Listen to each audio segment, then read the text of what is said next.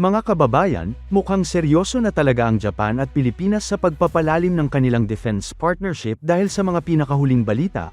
Lumalabas na posibleng makakuha ang Philippine Navy ng hanggang 5 Abukuma-class warships mula sa Japan Maritime Self-Defense Force o JMSDF. Kung matutuloy ito, isa ito sa pinakamalaking military equipment transfer sa kasaysayan ng relasyon ng Pilipinas at Japan. At ang mas nakakagulat, may mga ulat na hindi ito magiging tradisyonal na pagbili kundi maaaring donation o highly favorable transfer arrangement na magpapabilis sa pagpasok ng mga barko sa serbisyo ng Philippine Navy.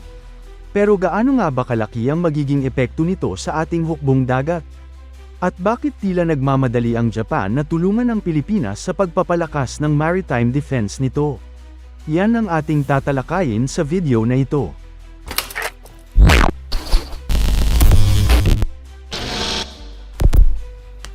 Kamakailan lamang, nagkaroon ng serye ng mahahalagang pagpupulong sa pagitan ni Defense Secretary Gilberto Teodoro Jr. at ng mga opisyal ng Japan kabilang si Japanese Defense Minister Shinjiro Koizumi.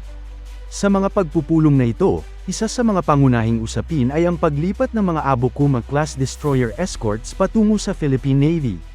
Matagal nang pinag-uusapan ang posibilidad ng pagkuha ng Pilipinas ng mga retired ngunit maayos pa ring Japanese warships.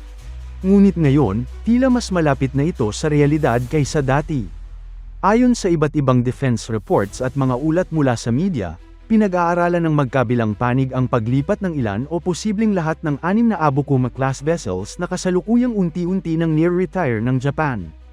Bagamat wala pang opisyal na anunsyo na eksaktong 5 barko ang ililipat, maraming defense observers ang naniniwalang nasa pagitan ng 3 hanggang 6 na barko ang maaaring mapunta sa Pilipinas. Kaya naman ang bilang na 5 ay pasok sa mga kasalukuyang pinag-uusapang posibilidad. Ngayon, para mas maintindihan natin kung bakit mahalaga ang mga barkong ito, alamin muna natin kung ano ang Abukuma-class.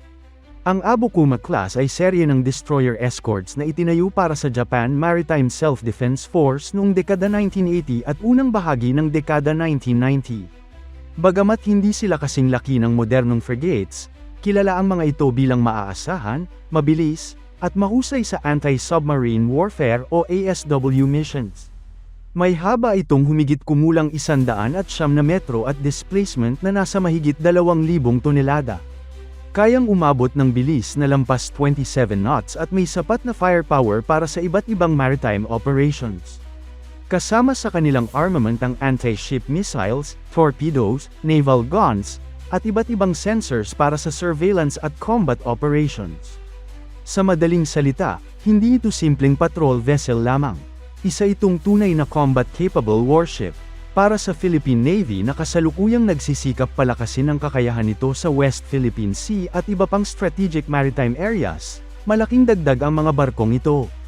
Isipin ninyo, kung makakakuha ang Pilipinas ng 5 Abukuma-class vessels, halos madodoble ang bilang ng malalaking combat ships na maaaring gamitin para sa maritime patrols, territorial defense, at presence operations. Isa ito sa mga dahilan kung bakit maraming defense analysts ang positibo sa usaping ito.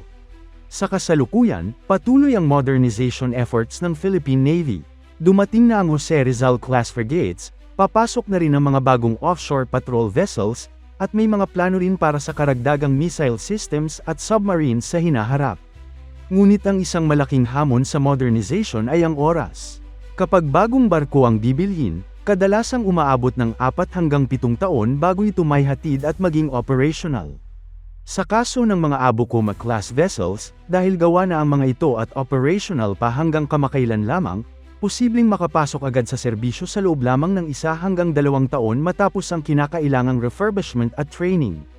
Ibig sabihin, mas mabilis na mapapalakas ang kakayahan ng Philippine Navy. Isa pang mahalagang usapin ay ang posibilidad na hindi ito maging full price acquisition.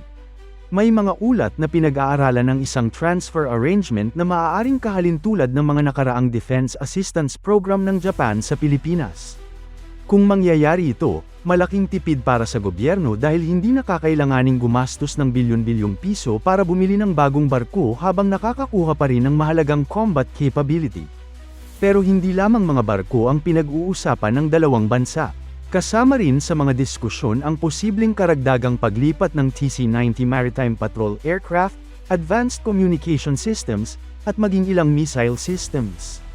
Partikular na napapabalitang pinag-aaralan ang posibilidad ng pagkuha ng Type 88 anti-ship missile systems na matagal nang ginagamit ng Japan. Kung maisasama ito sa mga susunod na kasunduan, mas lalakas ang kakayahan ng Pilipinas na bantayan at protektahan ang mga teritoryo nito sa karagatan. Ang lahat ng ito ay bahagi ng mas malawak na estratehiya ng Pilipinas at Japan upang palalimin ang kanilang defense cooperation. Sa nakalipas na mga taon, kapansin-pansin ang mabilis na paglapit ng dalawang bansa sa isa't isa pagdating sa usaping pangseguridad. Nagkaroon ng Reciprocal Access Agreement na nagpapadali sa military cooperation. May mga joint exercises na rin sa pagitan ng Armed Forces of the Philippines at Japanese Self-Defense Forces. Mas lumalawak din ang intelligence sharing at defense technology cooperation. At ngayon, pinag-uusapan na rin ang pagbabahagi ng classified military information upang mas mapalalim pa ang koordinasyon ng dalawang bansa. Maraming eksperto ang nagsasabing ang lumalakas na relasyon ng Pilipinas at Japan ay hindi lamang tungkol sa military hardware. Ito rin ay tungkol sa pagtatayo ng isang matatag na strategic partnership sa harap ng mga hamon sa Indo-Pacific region. Hindi lingid sa kaalaman ng lahat na patuloy ang tensyon sa West Philippine Sea. Sa mga nakaraang taon, sunod-sunod ang mga insidente na kinasasangkutan ng iba't ibang bansa sa rehiyon.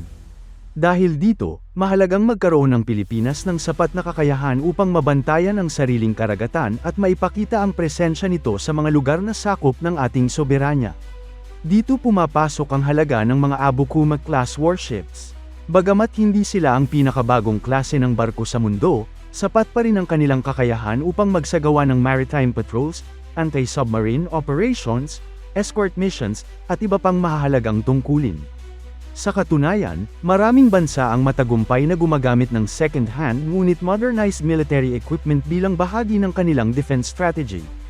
Para sa Pilipinas, ang pinakamahalaga ay ang agarang pagpapalakas ng fleet habang nagpapatuloy ang pagdating ng mga bagong barkong in-order sa ilalim ng modernization program.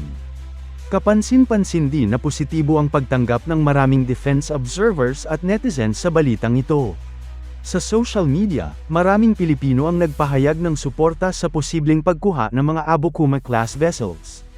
Para sa marami, isa itong praktikal na hakbang upang mabilis na mapalakas ang Philippine Navy nang hindi gumagastos ng napakalaking halaga. Samantala, sa panig ng Japan, makikita rin ang kanilang lumalaking interes na suportahan ang mga bansang kapareho nila ng pananaw tungkol sa malayang paglalayag at regional stability. Sa mga pahayag ng mga opisyal ng Japan, malinaw na mahalaga para sa kanila ang pagpapanatili ng kapayapaan at seguridad sa Indo-Pacific region. At isa sa mga nakikita nilang mahalagang partner para dito ay ang Pilipinas. Kaya naman habang nagpapatuloy ang mga negosasyon, maraming mata ang nakatutok kung kailan magkakaroon ng pinal na anunsyo tungkol sa eksaktong bilang ng mga barkong ililipat. 5 barko nga ba? 3 lamang ba? O baka lahat ng 6 na Abukuma-class vessels ang tuluyang mapunta sa Philippine Navy? Sa ngayon, wala pang opisyal na kumpirmasyon sa eksaktong numero. Ngunit isang bagay ang malinaw. Mas malapit na ngayon ang posibilidad na magkaroon ng Philippine Navy ng karagdagang missile-capable warships mula sa Japan kaysa anumang panahon sa nakaraan. At kung tuluyang matuloy ang kasunduang ito, maaari itong maging isa sa pinakamahalagang hakbang sa modernisasyon ng ating hukbong dagat sa mga susunod na taon. Mga kababayan, ano ang inyong opinyon tungkol sa posibleng pagdating ng 5 Abukuma-class warships mula sa Japan? Sa tingin ninyo ba ay sapat itong makakatulong upang mapalakas ang depensa ng Pilipinas sa karagatan? Ibahagi ang inyong mga pananaw sa comment section.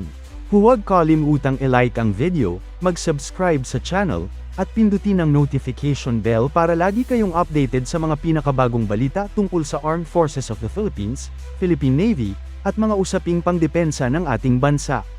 Maraming salamat sa panunood at magkita-kita tayo sa susunod na video.